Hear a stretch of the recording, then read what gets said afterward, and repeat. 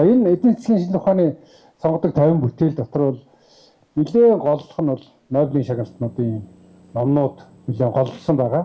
Тэгээд NEPCO бол Нобелийн шагналтай эдийн засагчдын одоо Нобелийн шагналт авч байгаа бүтээлүүдийг аль болох гаргахыг эрмэлзэж байгаа. Бид нар 12 он, 16 он за тэгээд бусад одоо гарсан номнуудыг гаргасан. Ядуурлын эдийн засгаас ном гаргасан эрүүл ахуйн дайчхуй гэдэг ном гаргасан одоо дайтны тэгээ их олон ном байгаа. Гэхдээ энэ дотор бол мэдээж одоо алдарт нөгөө Адам Смитээс гадна Хаяк эсвэл одоо Мезес гэдэг ингээд бидний одоо цаашд хийх гэж байгаа номнуудын талаар бас зөндөө номнууд байгаа. Тэгээ бид нар бол энэ дээр цаашдаа ажилланаа. За энэ номыг бүтээхэд олон хүн ажилласан. 3 хүн редактораар ажилласан. Манай Монгол Улсын тэргүүн шадар сайд асан дааган болдгоолын номд олж ажилласан. Монгол банкны ерөнхийлөгч байсан Молон Жомцгой бас энэ ном дээр ажилласан. Молон Жомцгой өнөөдөр насгүйд одоо байгаа. За мөн энэ номны ерөнхий редактораар Монгол Улсын их сургуулийн доктор профессор Наран Туяа багш маань ажилласан юм аа. Наран Туяа багш бол уйггүй олон өдөр шөнө бас энэтэй зарцуулсан. Тэрийг бол одоо хэвлэлийн газрын редакторууд би маш сайн мэдж байгаа. Тэгээд ингээд олон хүн ажилласан. Тэрний төлөөлөл болгоод редакторудаас өнөөдөр Монголд байгаа дааган бол дарга таныг урьж байна. Босton дандаа гадаад байна шүү дээ. Босton редакторууд нь. За таныг урьж. За сайн байцгаана уу та бүхэн. Энэ өглөөний мэндийг хүргье. Ном сонирхдаг хүмүүстэй уулзахад дандаа сонирхолтой байдаг. Бас нөгөө талаасаа бас хэцүү хүнд ажил гэдгийг мэднэ. Одоо манай редакторуудыг төлөөлөөд олон шинээр хоолгүй суусан гэсэн. Ер нь номтой амьдралаа холбосон хүмүүс бол тэр зовлон бүгдээрээ мэднэ. Тэг тусмаа Монгол шиг шинжлэх ухааны үг хэллэг бас бүрэн төгс бүрэлдэж тогтож хараахан амжаагүй улсын хувьд гадаад хэлнээс хэдийгээр англи хэл бол дэлхийн одоо хамгийн сонгодог төгс хэлч гэсэн монгол хэл рүү орчуулахад өөрийн төвөг байдаг. Одоо хүртэл салбарын мэргэжилтэнгүүд хүртэл өөрийнхөө салбарынхаа номын бүтээлийг монгол руу орчуулахад өөрийн зовлонгууд байдаг. Заримдаа бол шууд марчил орчуулахад их түүхтэй утгаар нь хөөж магадгүй бидний хэрэгэлж сурсан толь бичгэн дээр байдаггүй үгээр санаа бодлоо илэрхийлэх шаардлагууд олонтаа гардаг юм аа. За энэ зовлонгийн та бүхэн мэднэ. Сая Баабар бол тэр ганц хоёр жишээ хэлэхдээ энэний өмнө гарсан бизнесийн 50 сонгодог бүтээл гэдгээс ярьлаа. Хэрв та нар бас сонирхдаг бол лайв телевиз шиг санаж байна. Бас энэ суврал нэвтрүүлгүүд явж байгаа. Тэр бизнесийн сонгодог 50 бүтээл гэдгийн дотор за миний хувьд бол Дональд Трампын бичсэн Art of Deal гэрээ 8 арилжаа бизнес тохиролцоонд хэрхэн яаж хүрэх урлагийн тухай бичсэн байдаг. Манай хүн пингвиний тухай ярьлаа. Зарим юмыг бол үнэхээр өөрөө бариад унших нь илүү их сонирхолтой байдаг. Энэ 50 бол бас адилхан. За би ингээд товчхон хэлье. Эдийн засаг гэж ярихад бол ер нь мэддгүү хүн гэж байдгүй энэ нэр томьёог. Эдийн засгийн мэдлэг боловсрал одоо бичиг үсгүүл тайлсан хүмүүсийг одоо анхны бичиг үсэгтэй болгоё барь гэж бүр дээр үл социализм үед чи ярьдаг байсан. Тэгээд одоо хүн болгон эдийн засаг гэж ярихдээ цаанаа дандаа өөр юмнуудыг ойлгоцсон явж идэг.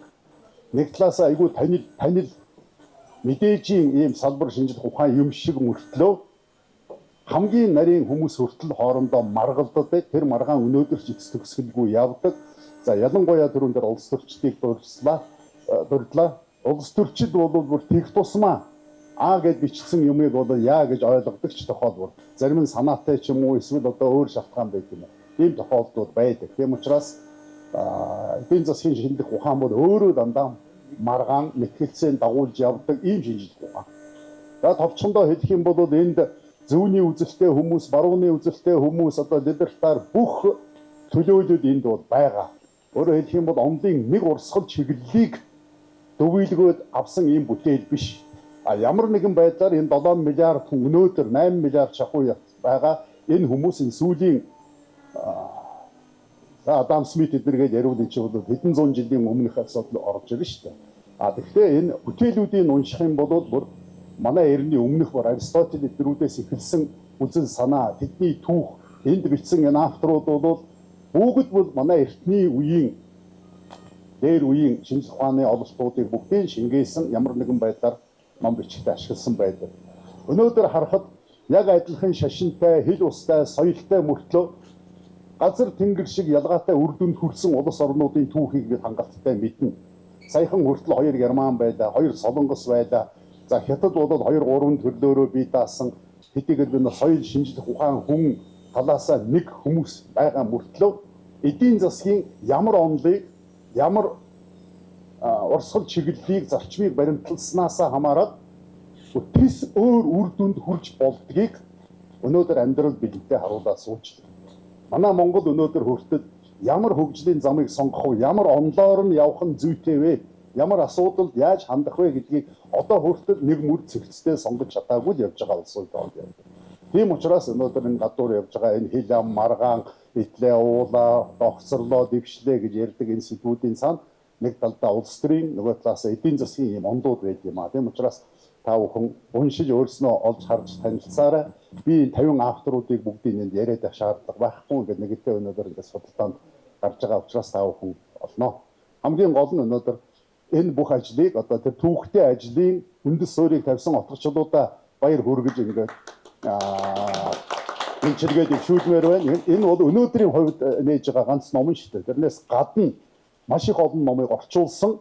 Одоо бас орчуулгын ажил үргэлжлээд явж байгаа. Ингээд араараасаа цуваад хит хитэн юм номын баяруудыг бид бас хийх байх.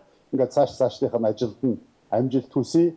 За Наран Туяа Боломжинц хоёр бас ингээд өөрийнхөө хэмжээнд орсон. Намайг ингээд редакторуудыг төлөөлөөд суугаарай гэсэн. Редакторуудын дунд бас их маргаан байд юм аа. Тэр дотор за чи энийг буруу орчуулсан байна, буруу үг хэрэгэлсэн байна гэх. Энийг бол зарим нэгэн алдаа байхыг үгүйс алдаа гэхүүт энэ зөрүүтэй сандлуудыг маш их олон үгэн дээр гарна, энийг бас сав зүй ёсоор ойлгох байх гэж бодож байна. За тэгээд явц дундаа зөв хөлөө олуулаа янз бүрийн хэлбэрээр уулзаж, ярилцаж, тохиролцож байгаа дараагийн хэвлэлээр засаад залруулад улам баяжуулаад Монгол хэлээ уран төгөлдөржүүлээд явах болно. За та бүхэнд амжилт хүсье. За редакторуудыг төлөөлөө төгөлсөн дараагаа баярлалаа. За одоо бид энэ номыг орчуулсан утгачлуугаа орох гэж байна. За энэ утгачлуугийн хувьд бол олон ном орчуулсан гэж сая дарга хэллээ. За энэ ном одоо бидний дуусгаж байгаа, гараас гарч байгаа номыг өнөөдөр танилцуулж байна. Энэ өмнөх бизнесийн 50 сонгодог бүтээлийг бас хамтраад бүтээсэн. Одоо дараа нь тэр бас нэг өөр номон дээр ажиллаж байгаа. Энэ Том Сойл гэдэг энэ Америкийн том эдийн засгч одоо бараг 90 настай хүн бичсэн эдийн засгийн шинжлэх ухааны үндэс суурь гэдэг ийм нэртэй номыг 900-аад нүртэй энэ номыг одоо орчуулад талаас нь өнгөрцөн яваад нар. Одоо тэрийг бол бид нар ирэх намар номын баяраараа бол нэнэ гэж ингэж төлөвлөөд ингэ ажиллаж байгаа. Сойлыг одоо уншаагүй Америк хүн бол капиталист нийгэмд амьдрахгүй гэж ярьдیں۔ Гинлээ. Тэгэхээр бид нар бол одоо бас тийм гайгүй ном барьж авсан болов уу гэж ингэж бодож байгаа маа. За ингээд дотоошол байгаа. За сайн мэцхэн ингээд хүрэлцэн ирсэн та бүхэнд баярлалаа. Энэ номуудыг анх яаж орчуулах санаа гарсан байг бол цагаан дарга анх энэ санаачлуудыг гаргасан. Тэгээ цагаан дарга юу гэж хэлсэн бэ гэхээр Монгол улс бол ингээд улс төрийн шилжилт хийчихэд байна. Эдийн засгийн шилжилт хагас дутуу хийчихэд байна. Тэр сэтгэлгээний шинжилтээр танин мэд хүн шилжилтээр алдаад байна гэх. Тэгээд нэг юм ном орчуулах, цуврал ном орчуулах санаа гаргасан юм байна. Тэгээд бас санхүүжүүлсэн гэдгийг бас хэлэх хэрэгтэй. За өнөөдрийн энэ номын хувьд бол бид нар одоо бүгдээрээ эдийн засгийн амьтад гинэ. Социализмын үед бидний чинь нөгөө нийгмийн амьтад гэдэг байсан шүү дээ. Одоо тэгвэл эдийн засгийн амьтад болцсон. Тэгсэн мөртлөө эдийн засгаа ойлгодгүй. Энэ эдийн засаг гэдэг юмыг ойлгохын тулд эдийн засгийн шинжлэх ухаан үүссэн гэж үздэг. За энэ эдийн засгийн шинжлэх ухааныг үндэслэн хүмүүсийг хэн гэж үздэг вэхээр Адам Смит гэсэн тийм нэгдсэн ойлголт байгаа. Адам Смит бол өөрөө философч юм байсан. Ёс суртахууны философч юм. Тэгээд ёс зүйн ном биччихсэн. Тэр ёс гэж юу, ёс зүй гэж юу юм бэ гэхээр ямар хэм хэмжээг одоо нийтээр дагаж мөрдөх журам буюу одоо германаар бол универсализерум гэж байгаа хэрэгтэй. Ямар хэм хэмжээг бид нар бүгдийн дагаж мөрдөх хэмжээ болох вэ гэдгийг бол ёс гэдэг байгаа. Тэгээд хин Адам Смит эндээсээ цааш явж байгаад ерөн ингээд үндснүүдийг харьцуулах чинь зарим нь өндөр хөгжсөн, зарим нь ингээд хоцрогдсон байсан баг юм. Тэр үед меркантилизм өгчөө авцсан байсан. Яг манайх шиг ингээд төрн бүх гадаад худалдаж зохицуулдаг. Адам Смит тэдэрт ямар цохилт өгсөн бэ гэхээр эдийн засгийн үндсэн сүм бол хувь хүн юм аа. Хувь хүн сайн сайхан ажиглалтай амьдрах ёстой. Тэгээд тэдэрт эрх чөлөөг нөхчих юм бол эдийн засаг нь хөгждөг гэсэн ийм санааг бол гаргасан байгаамаа. За тэгээд энэ номд бол ерөнхийдөө нэг 3 том одоо толгын чулуутай гэх юм уу та бүхэн ингээд аваад унших юм бол 3 юм дээр төвлөрөөрөө. Эхнийх нь энэ захт нь төр байна те төр бүх юмыг орох хэрэгтэй. Нэг Карл Марксийн онд хойд залгах ш. Энэ захт нь одоо чөлөө зах зээл байна. Одоо хамгийн чөлөөт зах зээлийг Хонконг гэж үздэг шүү дээ. Тэр нэг тиймэрхүү маягийн нэг хувийн эрх чөлөө болсон. За тэгээ эдгэрийн дунд бол маш олон хувилбарууд байгаа. Тэгээ яг Монгол улс яг хаана байна вэ гэдгийг бодож уншаасаа гэж хүсэж байна. За Хаякийн гоё санаанууд бас байгаа. Хаяк маань юу гэж хэлсэн бэ гэхээр ер нь ингээд улс хөгжихийн тулд үнийг чөлөөлөх хэрэгтэй. Үн чөлөөтэй байх юм бол бүх нөөц баялагийг хамгийн сайнаар хуваарлаж чадна. Одоо би жишээлбэл Герман сурч хаад Герман оюутнууд нөгөө хүүтэн усаа барах гойж болдгоо. Байранд амьдарч явахдаа 0-д ороод баг 3-4 удаа бие засчаад нэг удаа гойж удаж байгаа. Усанд орохдоо нэг 5 минут бол гараад ирсэн. Бид нар бол шал өөр байгаа байхгүй. Тэгэхээр нөгөө усыг үнэтэй болгочихвол тэд нар чи химээд байгаа байхгүй. Нэг иймэрхүү маягийн сонин санаануудыг Хаякийн номоос харах боломжтой. За хоёр дахь том тулгын чулуу нь гэхээр эдийн засгийн шинжилгээ ухааны туйлын зорилго юу юм бэ? Яах гэж энэ шинжилгээ ухаанд явуулсан?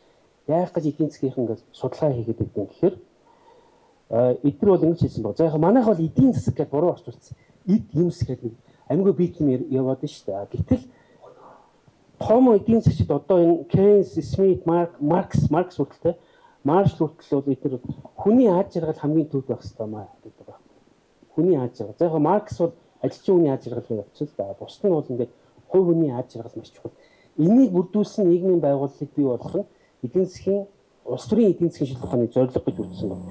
За энэ их сонирхолтой сэдв байгаа. Тэгээд яг энэ сэдв төр маш олон маргаан байгаа учраас өөр өнцгөр гаргацсан номнуудыг бол ингээд огт ээж нь оруулсан байна. За гуравт буюу хамгийн сүүлийн чухал санаа бол энэ сүүлийн та нар ингээд 200 жилийн өмнөхийг ингээд төсөөлөд үзтээ. Бүр хаад ноёдны хүртэлтэй ханиад хүрээд антибиотик олдохгүй, нойл байхгүй, машин байхгүй. Ерөөсө хамгийн тансаг амьдралтай хүн одоо бидний хамгийн ядуу хүнээс хамаагүй доор амьдралын стандартад байсан байна. Тэгэхээр 200 жилийн дотор энэ их бид хөрөнгийн энэ хөгжил дэвшил инновац яаж гарваа гэхээр бас л нөгөө нэг эрх чөлөө байгаа юм. За энэ орчин үеийн нийгмийг бий болгосон 3 хүн байдаг гэнэ. 3 Шотланд хүн байгаа байхгүй. Эхнийх нь Адам Смит, Шотланд хүн. Хоёр дахь нь Дэвид Хьюм гэдэг философч байгаа. Гурав дахь нь Томас Ватсон баха нөгөө уурын галт хэрийг зохион бүтээдэг хүн байхгүй. Тэгээд нөгөө уурхайгаас урд нь бол мориор нүүрс харагддаг гэсэн бол нөхөр уурын тэргээр нүүрс харгаж хэлсэн. Ингээд төмөр зам уурын тэргийн зүтгүүрийг зохиосон инженер хүн бас Шотланд хүн байгаа байхгүй. Тэгээд гуруула найз тэр гурыг юу нэгтгсэн бэхээр ерөөсөө эрхчлөө. Тэгэхээр Шотландууд бол жижигхэн үндэстэн мөртлөө эрхчлөөнд тайлбар байсан учраас ажил дүрийн хурцлалыг бол үүсгэсэн байна гэж үзсэн байна. За тэгээд энэ номыг уншаараа тэгээд би нэг өчигдөр орой энэ ихтгэл бэлдэж явахдаа нэг статистик харсан юм. Хөгжингүй орнуудын дунд байнга судалгаа хийдэг юм жил болгоо. Тэгээд эдийн засгийн мэдлэг нь ямар байна? Financial literacy те санхүүгийн мэдлэг нь ямар гэж чинь 50 орчим хувьтай гараад байна. А ядуу хүмүүсийнх нэг 25% байна. Монгол тийм судалгаа хийгдээгүй юм байна. Гэхдээ нэг удаа төвлөрсөн судалгаа хийсэн чинь 30% гарсан гэж. Тэгээд ер нь ямар ч баянч ба ядууч хөгжсөн ч хөгжөөгөө судалдаг нэг 5-аас 10% ингээд бусдыгаа түүчилж явдаг юм аюул санаа нь. Тэгээд би бол та бүхнийг бүгдийг түүчилэгч гэж харж байна. Тэгээд та бүхэнд баярлалаа. Намайг дүүсэнд баярлалаа. Дараагийн номын нээлтүүд баярлалаа. За отошолоо дахин баяр хүргэе. Тэгээ дараа нь бол олон ном хамтарч нэнэ гэж бодож байна. Тэгээ энэ 50 бүтээл дотор бас нэг миний л харж байгаагаар бол эдийн засгч биш мөртлөө энэ ном дотор бүтээл нь орчихсон нэг хүн байгаа. Тэр бол Айн Рэнд гэдэг. Айн Рэндийг бол одоо манай залуучууд маш сайн мэддэг. Ер нь бол одоо янз бүрийн номнуудын одоо ялангуяа манай Алтан дэрээгийн цэнгүүний гаргаж байгаа номнуудыг бол их уншдаг. Тэрний одоо гол өсөлтийн пен одоо амраа ирсэнд их баярлалаа. Одоо энэрэнд одоо бас энэрэндийн дараагийн бүтээлүүдийг ч бид нар бол хийж байгаа. Нэпко бол их олон номнуудыг гаргасан шүү дээ бас. Энэрэнди тий. Мэзисийн human action бол энэ дотор байгаа. Бид нар тэрийг дараагийн ээлжинд орчуулж гаргахаар ингэж төлөвлөж байгаа. Тэгээ манай одоо ерөнхий редакторыг одоо Японд явж байгаа. Тэгээд Японд яваа ерөнхий редакторыг төлөөлж өгүүлээч гээд баяр цагтаргаагаа өрсөн юм аа. Одоо тэгээд бас гэрүүлийн өгөөж хасар байхгүй шүү дээ. За та өдөртийн өдрийн мэндийг хүргэе. Тэгээд энэ сайхан номны нээлт болсон. За энэ Монгол улсын тэргуун шатар сайд Монгол улсын гавьяат эзэн засагч Дааган болт. За манай ихснэр Монгол улсын их сургуулийн доктор профессор Нарантуя бид гурав Москвагийн их сургуулийн политэкономийн одоо буюу улс төрийн шинжилгээ ухааны улс төрийн эдийн засгийн ухааны ангийг ингээд төгссөн. Манай Гамболд бол тэнцэнэ бас доктор хамгаалсан ийм хүн байгаа. Тэгээд тэр үед бол бид нар зөвхөн Марксийн сургаалыг голж үздэг. Хөрөнгөтний бүх судалгааг бол шүмжилж үздэг. Эднэр бол одоо ийм онол дэвшүүлсэн, энэ нь бол буруу юм аа гэж ингэж үздэг байсан.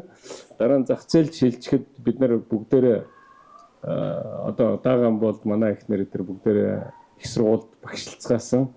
Тэгээд энэ бичигдсэн номнуудыг бол бүгдээрээ энэ монголчуудад чадан ядан хүргэх гэж их оролцсон.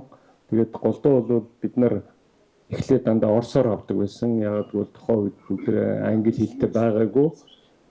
Тэгээд дараа нь жоохон англи хэлтэй болоод англиар авч эхэлсэн. За одоо бол ер нь манай эдийн засгчд бол бүх номоо голдуу шууд англи дээр нь хэрэгжилж байгаа. Тийм учраас монгол руу орчуулад монголчуудаа өргөхөд бол айгүй төвөгтэй.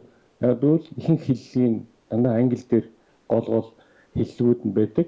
Жишээ нь энэ Том Батлер Бауден гэдэг хүн бол бас их соён гэгэрүүлэх ажил хийсэн хүн байгаа. Яг гэвэл энэ хоёр дахь хэвлэл нь эхний хэвлэлээ хийгээд эн чинь голдуу 20 дугаар зууны сонготгууд дээр суурилсан байснаа 21 дугаар зуунд орж ирэхэд ер нь зах зээлийн эдийн засаг, дээрээс нь төрийн оролцооны бүр нөгөө талын хязгаар либертар урсгал одоо Ротбанд эдний сургаалууд гинт ороод ирсэн учраас ер нь цаашдаа яах юм бэ гэдгийг харах үүднээс хоёр дахь хэвлэл дээрээ тэдний сонгодог төлөөллүүдийг нэмээд оруулчихсан.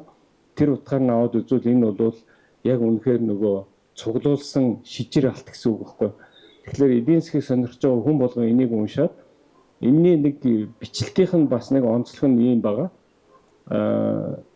Зөвхөн нэг номны тухай ярьж байгаа мөртлөө яг энэ номтой ижил тэнцүү хэмжээний номнууд нь бол энэ шүү гэд номных нь нэрийг авторуудаа цуг тавьсан. Тэгээд дээрэс нь зарим ном нь 250 орчим жилийн өмнө бичигдсэн, зарим ном нь дөнгөж одоо 2-3 жилийн өмнө бичигдсэн номнууд байгаа учраас тэр номнуудын бичлэлтийн хэлбэрүүд нь ер нь ямар байдаг юм бэ? Яг бол зарим ном нь анх бичигдэхдээ англиар бичигдсэн, зарим нь францаар бичигдсэн, зарим нь германаар бичигдсэн, зарим нь солонгосоор бичигдсэн ийм номнууд байгаад байгаа учраас тухайн хүнийх нь бас үндэсний онцлог, бичигдсэн цаг хугацааных нь онцлог гэдгийг ойлгох боломж бол маш их байгаа. Тэгээд манай гэрүүлийн яг одоо бол Японы Нэгатигийн их сургуулийн дэргэдэх зүүн хойд Азийн судалгааны хүрээлэн дээр зочин профессораар ажиллаж байгаа. Тэгээд өөрийнх нь одоо шав отгочлоо доктор энэ номыг бол орчуулсан. Маш нүсэр ажил, орчуулагын ажил гэдэг бол тэгээд эдрийг редакторлоход одоо Монголын нэр хүндтэй мундаг эдийн засгч бас редакторсан Дааган Булгаа, Боломж Онцгой тэгээ манай гэрүүлийн хүн тэгээ одоо анхудаа гэрүүлийн үндэд хөдөлж ярихаар бол бас жоохон сонирн байна. Тэгээд өөрөө бас удахгүй нөгөө жилийн хугацаанд тийм зочин профессораар ажиллаж байгаа учраас оролцож чадаагүй. Ер нь бас эдийн засгийн чиглэлийн маш олон номыг өөрөө орчуулсан, редакторлсан. Яг гэвэл эдийн засгийн онолыг яг заадаг хүн л редакторлохгүй бол орчуулга нь айгүй сайн байдаг. Тэгээ утга нь гардаг байна. Яг гэвэл эдийн засгийн шинжилгээ ухаан гэдэг маань бол нийгмийн шинжилгээ ухаан. Тэгээ нийгмийн шинжилгээ ухаан дотор эдийн засгийн шинжилгээ ухааныг айгүй их туйлшруулсан байхгүй. Эхлээд эдийн засгийн шинжилгээ ухаан философийн шинжилгээс ер нь философийн нэг салбар юм шиг. Тэгжээс нэ 20 дугаар зууны дундуур энийг айгүй их тоо болгоцсон. За тоон дээр л суйрлуул шинжлэх ухаан гэдэг үднээс аваад үзэх юм бол одоо economics-ийн гол номнуудыг үзэхлээр ер нь бол микрогийн үзэх юм бол ер нь амар их тоо байгаа. Ер нь тооны шинжлэх ухаан юм байна гэж ойлгохдоор тэгжээс нь эргээд энэ бол хүний одоо behavioral science гэж ярьдаг шүү дээ. Хүний зан төлөвийн холбоотой шинжлэх ухаан юм байна гэд сүулдэ эргээд бас ингээд айгүй их нарративтай тоогоо ингээд баг тооцоолсон ийм шинж рүү бас явчихсан. Яг гэвэл эдийн засгийн шинжлэх ухааныг томьёолохоор хүмүүс нэг тоон дээр суурилсан гэж ойлгодог бол яг үнэндээ бол хүний мөн чанартай холбоотой шинжлэх ухаан байгаа байхгүй. Яаж хүн энэ дээр ашиг олохын төлөө зан үйл хийдгийг, яагаад ашиг олдгийг, яагаад хүний сонирхлыг төрийн оролцоогоор зохицуулж болдгийг, эсвэл төрийн оролцоогоор зохицуулахгүй байх ёстой юм гэдэг ийм онлын ингээд судалгаанууд гардаг. Тэгэхээр энэ ном дээр яг ийм 3 чиглэлтэй л гэж үзэж болно. Нэг нь төр их оролцох ёстой гэсэн байр суурь баримтлсан одоо сонгодгууд байгаа, орчин үеийн төлөөлж байгаа. За төр огт оролцохгүй гэсэн сонгодгууд ч байгаа, орчин үеийн төлөөлж байгаа.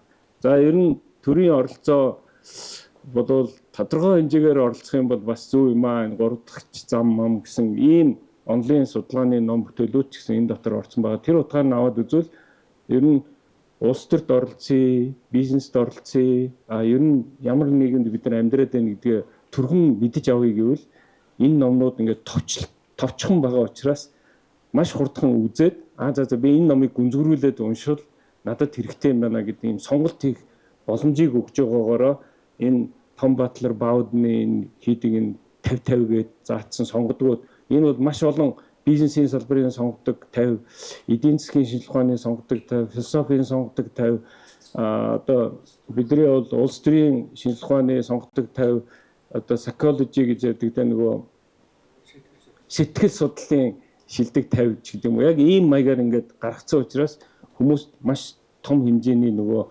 одоо алсыг хардаг, чигийг заадаг, алтан газрууд чиг энэ утгаараа бол маш сайн бүтээл юм аа. Тэгээд та бүхэн уншиж судлаараа. Тэгвэл хүн болгоны айж амьдралд маш хэрэгтэй зүйл болно шүү.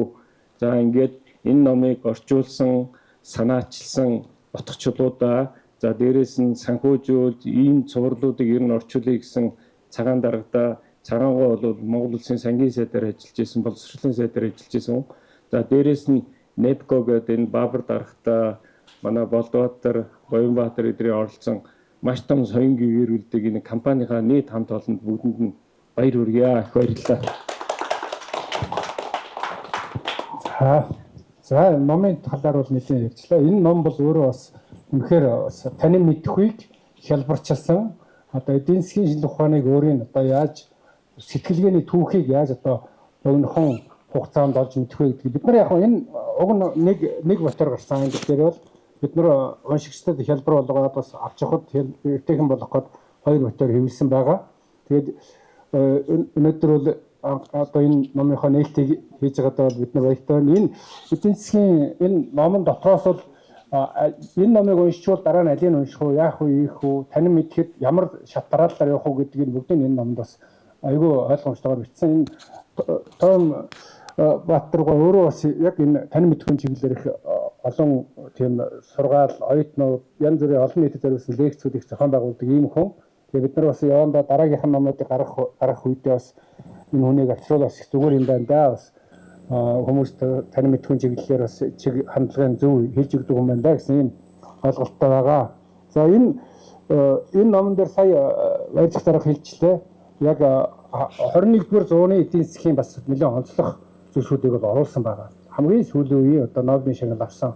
Одоо эдний нараа багштай би бас нэлээд мэдэн нараа багш энэ шинэ институцийн эдийн засаг гэдэг номыг их сургуулийн багш нар 2007-8 онд гаргасан юм. Тэрийг NEPCO дахиж гаргаад даа гэдэг ингээд яриад идэг. Монголын эдийн засгийг яаж эдийн засгийн институцийн эдийн засаг нь яаж хөгжих ёстой юм бэ? Хаана одоо зардал чирэгдэл нь тусаад илүү зардал гараад байна. Хаана бүтээмж нь унаадаа мэдгийг өгөө шинжилсэн сайн ном гаргасан.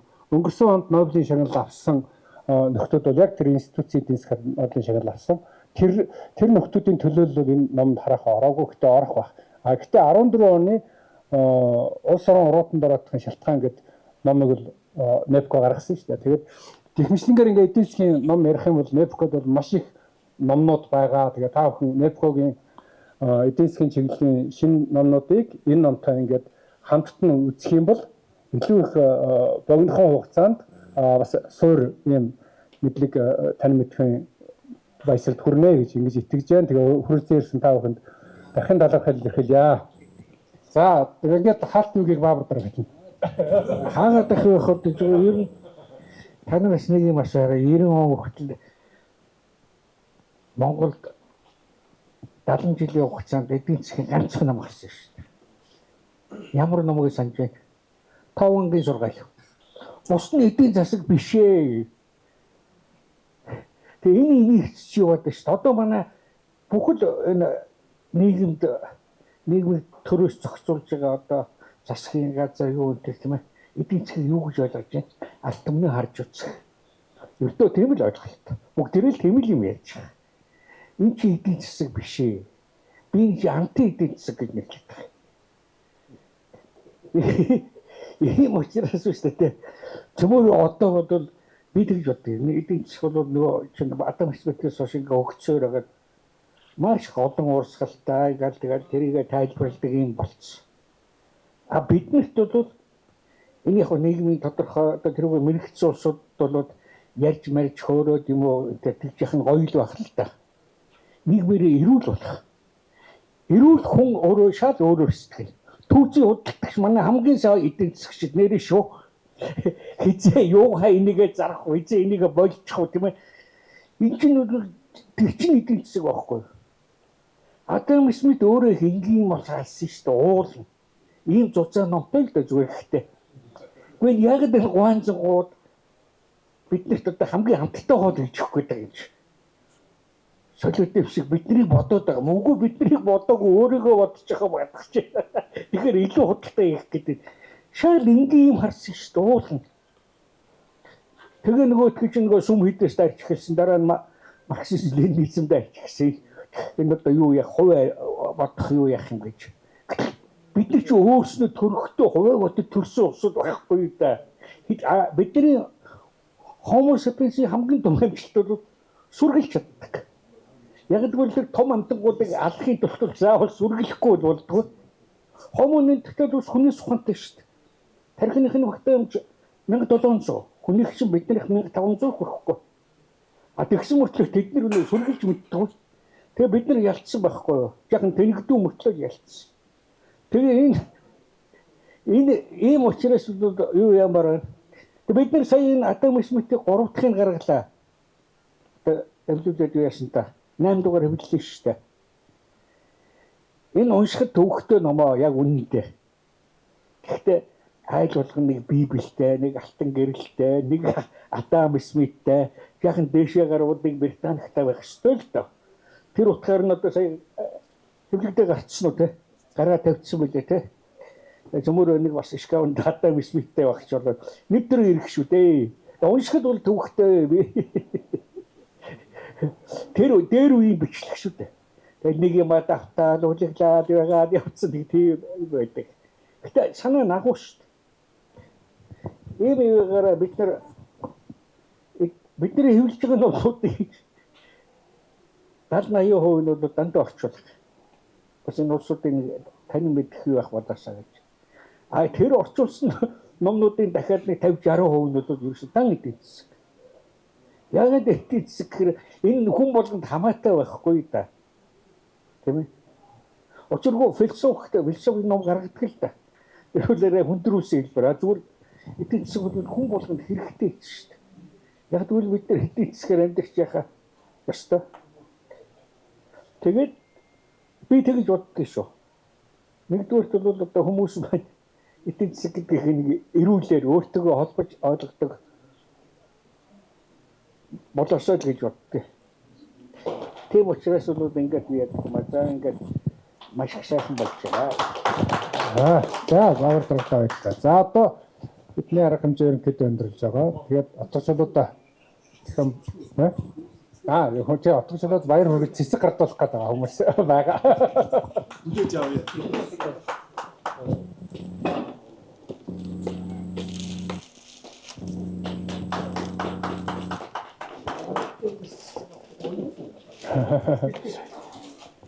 За ингээд тэгээд зохиогчийн гарын үсгтэй номыг цогцолгоос хавнаа. 100 түүчэлэх 100 мэдээ сонин цаасан хэвлэл болон цахим хэлбэрээр уншигч танд хүрч байна. Иргэдээ өмөөч өвчин. Үндэсний өдөр тутмын сонин 100 мэдээ.